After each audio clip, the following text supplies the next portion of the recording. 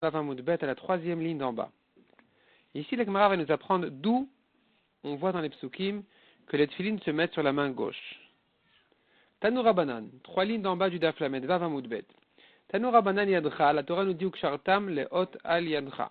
Donc tu vas attacher comme si les tefilines sur ta main. De quelle main il s'agit? Zou small, la main gauche. Un Taomer small, ou en Yamin, tu dis gauche, peut-être droit, peut-être la main droite. Talmud Omar, la Gemara nous ramène ici quelques psukim dans lesquels on voit que la main tout court c'est la gauche. La droite s'appelle la droite, la main tout court s'appelle la gauche. Quels sont les psukim? Premier pasuk. Af yadi yasda eretz viminit ipra shamaim. Le pasuk dit, ma main aussi a institué la terre et ma droite a fait le ciel. Donc la main, c'est pas la droite, c'est la gauche. Veomer, autre pasuk. Yada le'ated tishlachna vimina le'almut amelim. Ce pasuk raconte sur Yaël qui avait tué Sisra, le chef d'armée, l'ennemi, et le pasuk nous dit comment elle a tué. En fait, ce qui s'est passé, c'est qu'elle avait saoulé, il s'est endormi, et quand il s'est endormi, elle lui a mis un clou, un pieu dans la tête. Donc le pasuk dit Yada, sa main, layated tishlachna, elle a envoyé sa main au pieu de la tente. Vimina, donc elle a pris le pieu, le clou de la tente, qui tient la tente à terre. Vimina l'almut amelim. Et sa droite au marteau des employés, des gens de travail. Donc tu vois à nouveau que la main c'est la gauche. Veomer, troisième pasuk. Lama tashiv yadcha vimincha mikerev rekra kale. Le pasuk est en fait une espèce de plainte d'Israël envers Hachem qui dit pourquoi tu ramènes ta main et ta droite tu l'as mis kerev rekra de ton sein calé tu l'as fini, tu l'enlèves. Donc c'est une manière de dire pour quelle raison Kadosh Baruch Hu tu viens pas à notre aide. En tout cas tu vois de là que la main c'est la gauche puisqu'à côté de ça c'est écrit ta droite. Rabbi Yossi Achorem Omer. Rabbi Yossi Achorem il ramène une autre dracha. Il dit pas une dracha, il objecte. Lui, il objecte. Et il dit, Matsinu Yamin, Shenikra Yad, on voit dans les psukim que la droite s'appelle main. Aussi, Shenemar Vaya Yosef, qui achite Aviv Yad Yemino. Yosef a vu que son père a mis sa main droite. Donc tu vois que la droite aussi s'appelle la main. Veidach, mais Tanakama qui n'a pas été gêné par ce pasouk, il te dira Yad Yemino Ikre. Ça s'appelle sa main droite. Yad Tamalo Ikre. Mais la main tout court, ça ne s'appelle pas. La main tout court, c'est la gauche. La main droite peut s'appeler la main droite. Mais la main tout court, c'est que la gauche. Donc ça, c'est ce que dit Rabbi Yossi à Chorem. Rashi explique, ça veut dire quoi le mot Chorem? Rashi dit Chotamo Meshuka. Son nez était enfoncé. Son nez ne dépassait pas entre les yeux. Kedamrin al Brorot, comme on dit dans la Gemara de Brorot concernant les défauts des Kohanim. Charoum, quand la Torah nous dit Charoum, Zeshechotamo Meshuka, c'est celui qui a le nez enfoncé. Et donc les deux yeux sont sur la même hauteur, enfin ils sont toujours sur la même hauteur, mais il n'y a pas de séparation, il n'y a pas de barrière entre les deux yeux, il n'y a pas le nez qui dépasse. Tosfot n'est pas satisfait du tout de cette manière d'expliquer la Gemara sur Rabbi Yossi Achorem. Tosfot dit ici tout en haut à gauche, Rabbi Yossi Achorem, Peresh Bekuntras Chotamo Ayameshuka Ayashakua Kemin Charoum, des Brorot. Donc il nous ramène Rashi qui dit son nez était enfoncé. Vetemaou Lomar Shekinaou Belashon Gnai. Il est étonnant de dire que la Gemara lui aurait donné un surnom de Gnai, un surnom qui n'est pas kavod pour lui. Et là, le Shem Ekomon Ikraken, Mipirabi. Ça doit être le nom de son endroit plutôt. Chorem, ça doit être le nom de son endroit.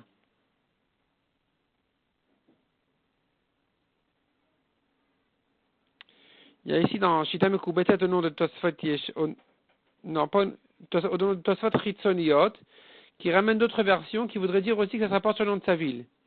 Comme Heres, ou comme Cheres. Donc ça serait le mot Chorem serait avec un Samech à la fin. Et donc ça viendrait indiquer le nom de sa ville. En tout cas, lui, Rabbi Yossi Achorem, comme on a vu, il prétend que les psukim que Tanakama a ramenés ne sont pas la preuve que la droite que la main, ça veut dire la gauche, parce que la droite aussi peut s'appeler sa main. Rabbi Nathan Omer et Notzarich. Rabbi Nathan il ramène une autre dracha, il dit on n'a pas besoin de la dracha de Tanakama. Are ou Omer, on pourrait la prendre du pasuk même. Ukshartam, urtavtam. La Torah nous dit, vous allez attacher les tefilines sur vos mains, et le pasuk ensuite il dit, et vous allez les écrire sur les mezuzot de vos portes. Maktiva biyamin, afkshira biyamin. J'apprends ici une comparaison entre le pasuk qui dit vous les attacherez, et vous les écrirez. De même que l'écriture se fait avec la droite, de la même manière, il faut que c'est la main droite qui attache les tefilines. Mais kevan ekshira biyamin, anachabes moli. Et étant donné que c'est la main droite qui doit attacher les tefilines, alors tu comprends que ça doit se faire sur la main gauche. Donc la droite, c'est elle qui attache, donc elle attache sur la gauche. Demande à Gemara Rabbi Yossi Achorem. Hanacha de besmol menale. Selon Rabbi Yossi Achorem qui a repoussé la dracha de Tanakama, d'où sait-il que les tefilines se mettent sur la gauche? Nafkale, mecha de nafkale le Rabbi Nathan. Répond la Gemara, lui il devra apprendre comme Rabbi Nathan, du même pasuk que Rabbi Nathan apprend, qui est comparé ukshartam à urtavtam, de même que urtavtam, vous écrirez sur les mezuzot, c'est la droite qui écrit, de la même manière ukshartam, c'est la droite qui va attacher les tefilines, donc forcément, elle va attacher sur la deuxième main, parce qu'une main ne peut pas attacher sur elle-même. Et donc c'est sur la deuxième main, donc c'est la gauche.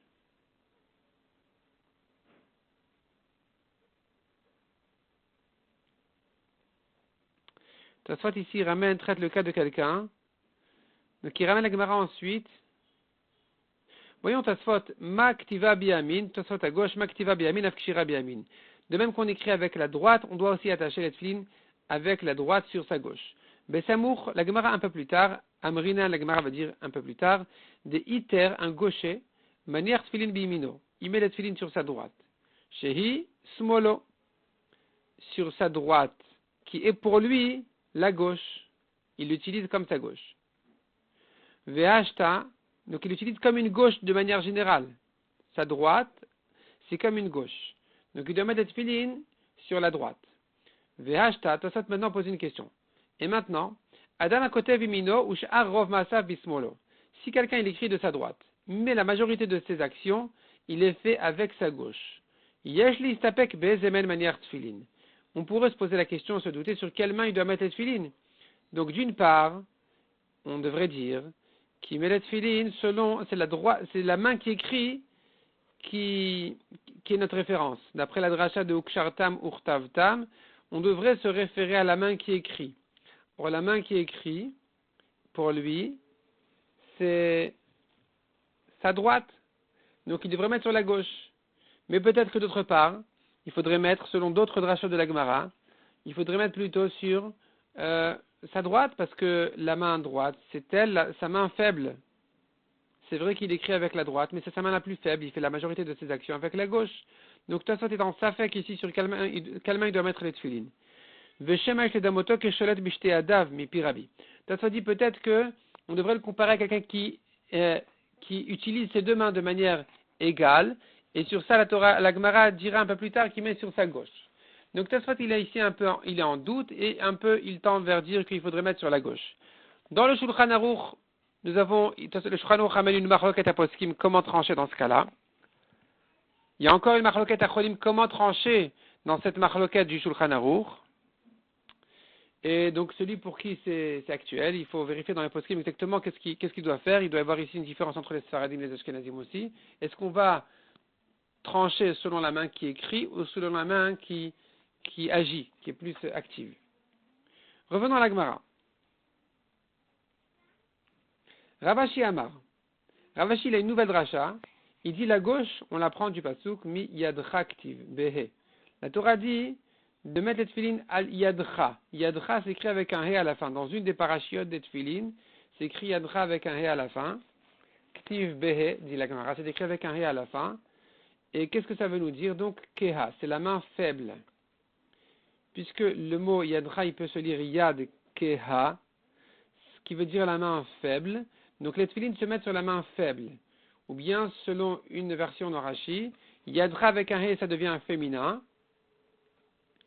Et donc, ça indique la main gauche qui est plus faible, comme une femme. Amar le Rabbi Abba le Ravashi. Ve'ema yadcha shebekoach. Rabbi Abba lui a demandé, mais pourquoi tu me dis yadcha yadkeha? Tu pourrais dire le he se transforme en chet parce qu'il se prononce presque de la même manière. Et donc, peut-être que le pasuk viendrait dire yad koach, c'est la main forte, au contraire, pas la main faible. Amar le miktiv vechet. Est-ce que c'est écrit avec un chet? C'est écrit avec un he. Donc la dracha la plus proche à faire, c'est de dire si yadkeha, c'est la main faible. Ketanel, la Gemara dit c'est une marloquette Tanaïm dont on apprend que les tefilines se mettent sur la gauche. Yadcha behe zu smol. Selon premier Tana de la Braïta, yadcha avec un he, ça indique la gauche. Acherim omrim, Acherim, ils ramènent une autre dracha de ce même pasouk et ils disent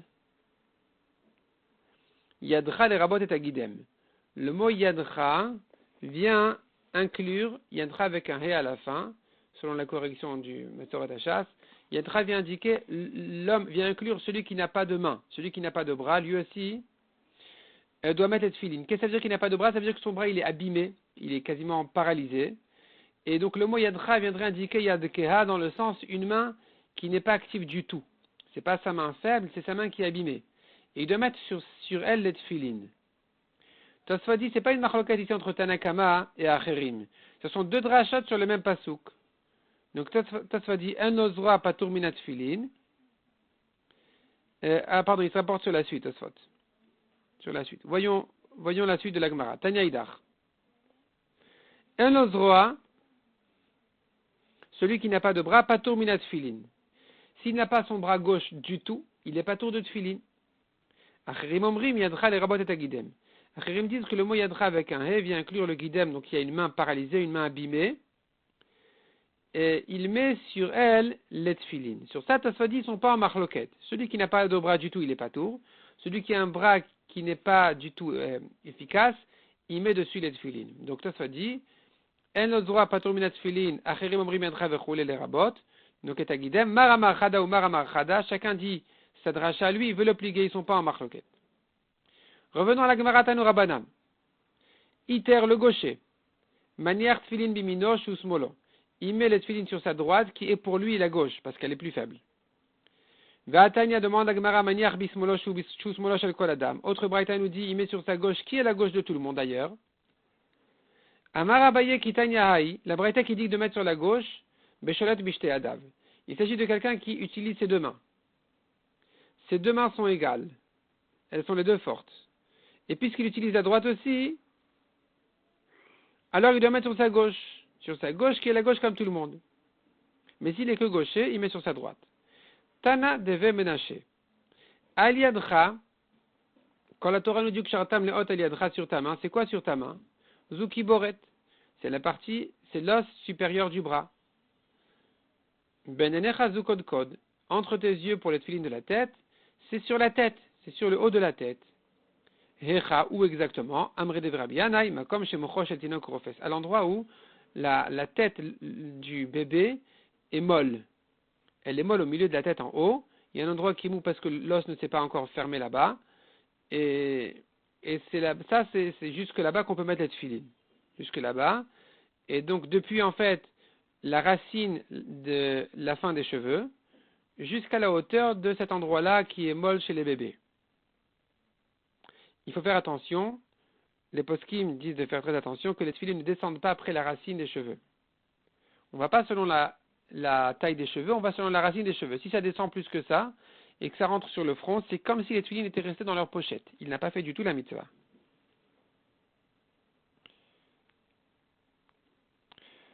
Tosfot ramène une Gemara dans Eruvin qui dit, voyons Tosfot en bas, Makom shemochosh el tinok rofes, ou adin asamuch la metzar. Quand la Gemara nous dit que l'endroit des tefilin, c'est là où la tête du bébé est molle, c'est pas que là-bas. On peut aussi se rapprocher du front, jusqu'au front. Comme la Gemara va nous le dire plus loin, il ramène une Gemara plus loin qui nous prouve que tant que c'est un endroit de cheveux, c'est l'endroit des tefilin. D'ailleurs la Gemara dans Eruvin dit, il y a de la place sur la tête suffisamment pour mettre deux tefilin. Donc c'est sûr que ça va jusqu'à, comme on a dit, la racine de la fin des cheveux. Enfin, des derniers cheveux proches du front. Revenons à la Gemara, Bamine Plimo Merabi. Plimo, le nom d'un Chacham. Plimo a demandé à Rabbi. Mishesh lo shne rashim. Un homme qui a deux têtes. Bezemen manière tfilin. Sur laquelle des deux il va mettre tfilin. Donc, il demande sur laquelle des deux. Quel est le fond de la question? Peut-être qu'il va mettre ici sur la gauche comme pour la main, peut-être sur la droite, ou peut-être sur les deux.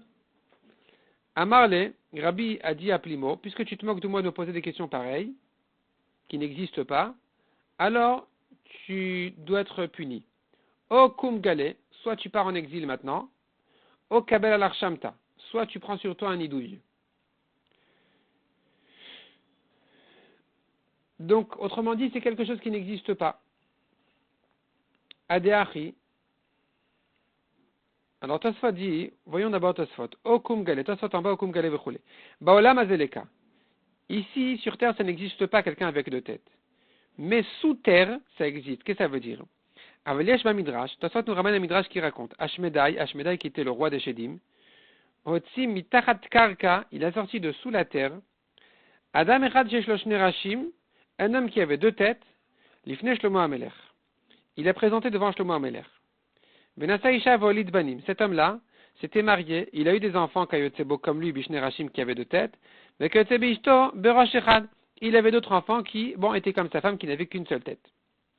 Uksheba ou Lachlok Benirse Aviem, quand cet homme-là il est mort, et ses enfants voulaient se partager l'héritage, alors Mishesh Loshne Rashim, Shal Shne Chalakim, les enfants qui avaient deux têtes, voulaient double part dans l'héritage.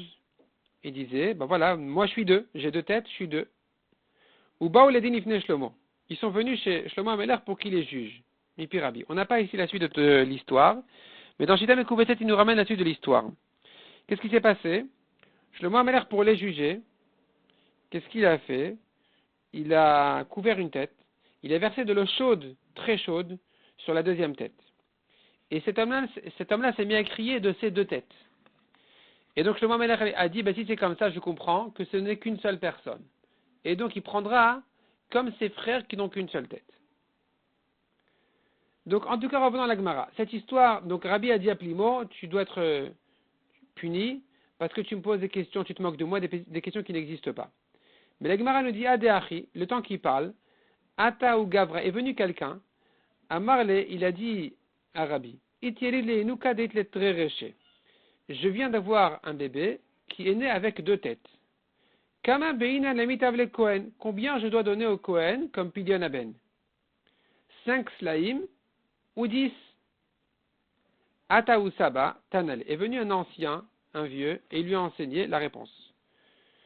Il y a un Tassot qui dit que toujours quand la Gemara, que Yesh Mefarshim, quand la Gemara nous dit Aou Saba, c'est Eliyahu Hanavi. Tassot dit que c'est pas évident dans toutes les Gemarot, on ne peut pas expliquer dans toutes les Gemarot qu'Aou Saba c'est Eliyahu Hanavi. En tout cas, il est venu un ancien, Tanalé lui a enseigné, Chayav liten yud slaim. Il faut donner 10 slaim, 5 pour chaque tête.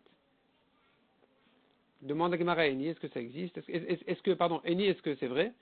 Ve'atan erami bachama, mitor shenema padot ifdet bechor adam. Quand la Torah nous dit, tu rachèteras tout fils aîné de l'homme, shomeani afilu nitraf betoch lamed. Peut-être que, même s'il est mort dans les 30 jours, Nitraf, selon Rashi, Nitraf, c'est il est mort. Selon Tosfot, Nitraf, ça veut dire il est devenu Tréfa, il va mourir un peu après. Talmud Lomar, la Torah nous dit non. On tourne la page. Ach padotifde. Ach, chalek, le mot ach, il vient toujours exclure, il vient toujours diminuer le pasouk. Donc c'est pour distinguer que pas toujours tu donnes le rachat du fils aîné. Et donc ici ce garçon-là, il ne peut pas vivre avec ses deux têtes. Alors, on devrait être pas tour, il n'y a pas à faire Pidyon Aben dessus. Comme dit Rashi, Sha'areh lo yichye, il ne pourra pas vivre comme ça. Et donc, pourquoi est-ce que le Sabbat a dit 10 slaim? Répond la Gemara Shani Achad Begulgelet la Rachmana. Ici, c'est différent que la Torah, elle a mis en rapport le rachat avec la tête du bébé, de l'enfant, du Bechor. Comme dit le Pasuk, Ramesh Kalim la Gulgolet. 5 shkalim par tête. Et pourquoi la Torah nous a parlé de la tête? C'est pour nous dire que dans ce cas exceptionnel où l'enfant il a deux têtes, même si tu me dis il ne pourra pas vivre, il faut quand même racheter 5 shkalim pour chaque tête. Et donc c'est la réponse que le Sabbat a donnée. Ici il faudra donner 10 slaim, même s'il ne peut pas vivre. Même s'il ne peut pas vivre, il faut quand même payer les 2 slaim. les 2 fois les 5 slaim. Mais en tout cas, concernant les tefilin, ça ne peut pas exister quand même qu'il soit en âge de mettre les tefilin. Parce que comme on a dit, c'est un enfant qui ne peut pas vivre. Donc, comme l'a dit Tosfot, dans ce monde, on n'a pas un homme adulte qui est de tête et qui puisse vivre et mettre les tefilin sur les 2 têtes ou sur une des 2. Ça n'existe pas. Par contre, comme a ramené Tosfot et Midrash, il y a des hommes souterrains. Il doit y avoir une vie quelque part en bas de la terre aussi. Et de là-bas, effectivement, ça existait. Mais en tout cas, la Gemara ne nous donne pas la fin de l'histoire. Est-ce que vraiment Rabbi a maintenu son décret sur Plimo, ou bien du fait que le sabbat est venu, du fait qu'est venu cet homme-là pour lui raconter qu'il a eu un bébé qui est né avec 2 têtes, alors peut-être que Rabbi a excusé déjà Plimo, en entendant que, au moins à la naissance, ça pourrait exister, même si par rapport au tefillin, c'est une question théorique, mais c'est pas qu'il s'est moqué de lui, parce que les enfants, ils peuvent quand même naître comme ça. Donc la Gemara ne raconte pas la fin de l'histoire, on ne sait pas exactement comment ça s'est fini. En tout cas, conclusion, au niveau d'Alacha, par rapport au Pidyon Haben, il faudrait faire 2 fois le Pidyon Haben, s'il a 2 têtes, mais, c'est-à-dire malgré que des jumeaux, il n'y en a que un des 2 qui rêve de Pidyon Haben, on n'a pas besoin de savoir c'est lequel, parce que c'est le père qui doit donner de toute façon au Kohen, il peut lui dire, pour le Bechor, je te donne. Donc même si c'est pas lequel le premier, il peut racheter le premier des 2 qui est né. Et il n'a pas racheté les 2. Mais quand c'est un qui est né avec 2 têtes, la Torah nous dit dans ce cas-là, il faut payer 10 laïm. Concernant les tefilin, c'est une question